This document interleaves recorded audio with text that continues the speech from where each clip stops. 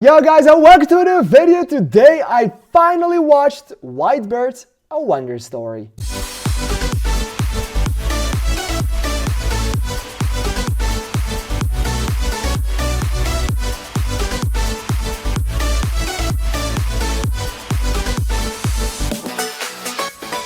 Alright, I don't think I have ever seen a movie go through release hell as hard as this one did, because Jesus Christ, I thought this movie was never coming out.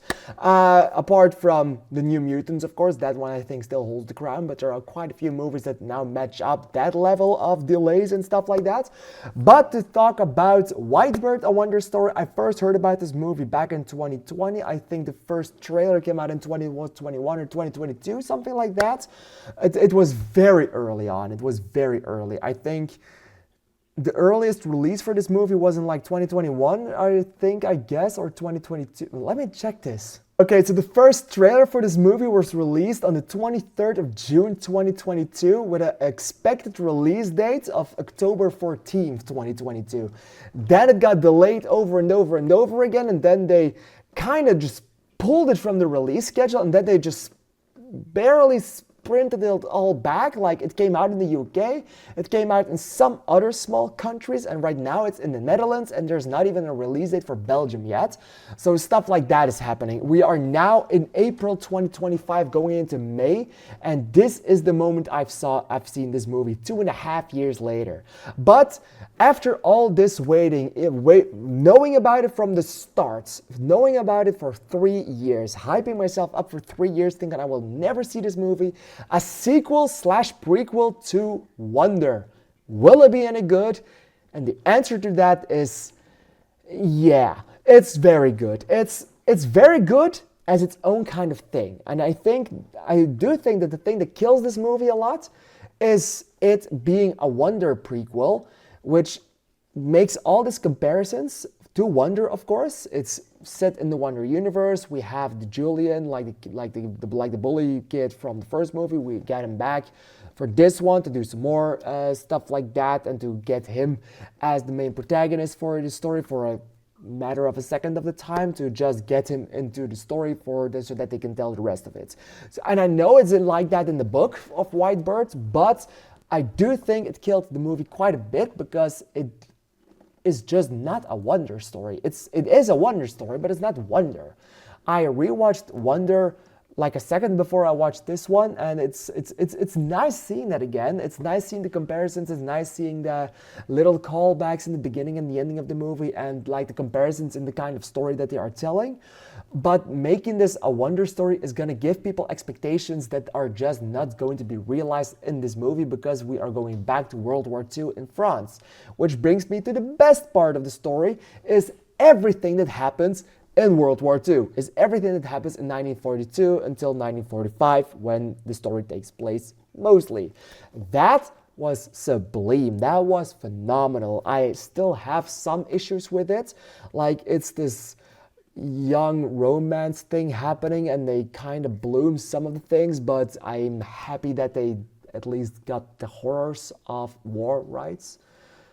That was something I was looking forward to, but I maybe wanted to see a little bit more grit and more, not so to say suffering, to what the war actually was. But at times it felt, when she was in hiding and Julian, not Julian, but Julian came to visit her, and they did a romance thing, it was cute. And it's okay to be cute, but it was also kind of fluffy around it. Like, they would have never talked if it wasn't for the war and if it wasn't for them hiding. But it's also very conflicting, because it's nice of them to do that, but then they force the romance story in. I do think this movie could have done very, very well without that romance thing. Like, the romance, it's okay to be in here, but it's not necessary of anything. So to have that kind of feels forced.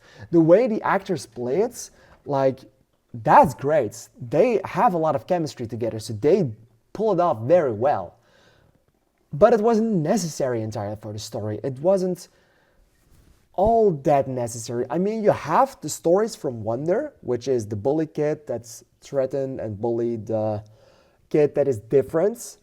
They took that story, they took that vibe, and put it in World War II, where it's exactly the same thing against Jews.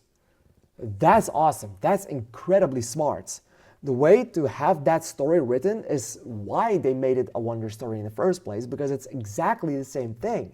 It's on a much smaller scale in Wonder, not in this one, but it's still kind of the same thing. It's people getting hated for absolutely no reason whatsoever.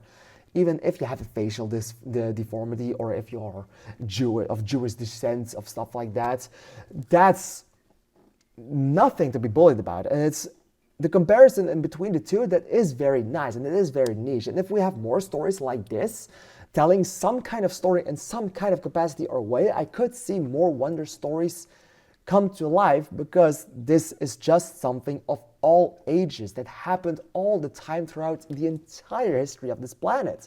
So it's a good sign. What this movie tries to tell you is like, hey, you've seen it before in 2017, now we're going back to the 1940s where it's happened too, in a much bigger scale. Like everything we've let you see in 2017, it happened on a global catastrophe scale, which is a very good message, so to say. And I really like that they did that. Did they have to connect it to Wonder?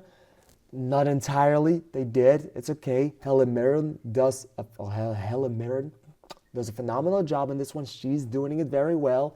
I am not the biggest fan of Helen Mirren. I like seeing her, but it's not doing wonders if she is in the movie. She did very great. I liked her way of narrating it. Again, wasn't necessary, and I have seen it as well. Well, what other movie was it?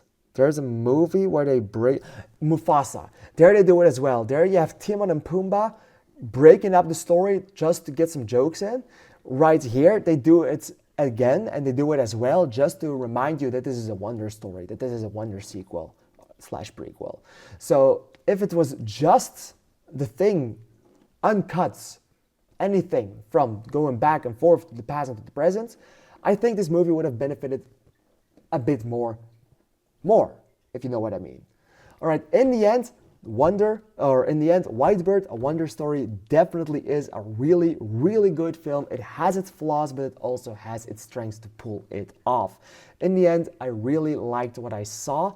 I just hoped that it would be something more, and I wasn't completely blown away by it. So I'm going to give this movie 3.5 stars and a heart, because I genuinely liked what I was seeing. Even though for a war story it wasn't the thing that I was expecting it to be, but it's still very solid and very good, and the message has been heard loud and clear and has been taken into my heart. Alright, what did you think of Whitebird, A Wonder Story? Please let me know in the comments down below, because I'm really excited to hear your opinion on this one. I want to thank you for watching, and I'll see you in the next video. Thank you, and bye bye.